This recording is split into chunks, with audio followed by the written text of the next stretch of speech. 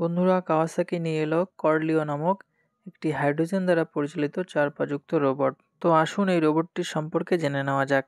আমরা সবাই কাওয়াসাকির বাইকের বিষয়ে পরিচিত, কারণ এর হাই স্পিড এবং স্টাইলিশ লুকের জন্য। আর এবার শুধু হাই স্পিড আর স্টাইলিশ লুক না, সঙ্গে সঙ্গে ফিউচারিস্টিক লুক এবং ফিউচারিস্টিক ভেহিকেল নিয়ে চলে আসলো কাওয়াসাকি, যার নাম কর্লিও। এই কর্লিও একটি 4 পা-যুক্ত রোবোটিক মেশিন, যা স্কাইফাই মুভির প্রাণীদের মতো দেখতে।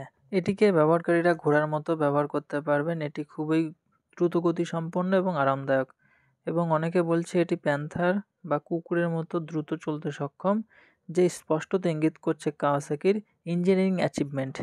কাওয়াসাকির মতে এই রোবটটি সব ধরনের ভূখণ্ড, পাহাড়, কাদামাটি ও মরুভূমিতে চলতে সক্ষম, যার ফলে এটিকে ভবিষ্যতে মানুষ বহুমুখী বিকল্প হিসেবে ব্যবহার করতে পারবে। আপনাদের অনেকেরই মনে হতে পারে এটি পাহাড়ি রাস্তায় কীভাবে চলবে, কারণ পাহাড়ি রাস্তা তো খুবই এবড়ো-খেবড়ো হয়।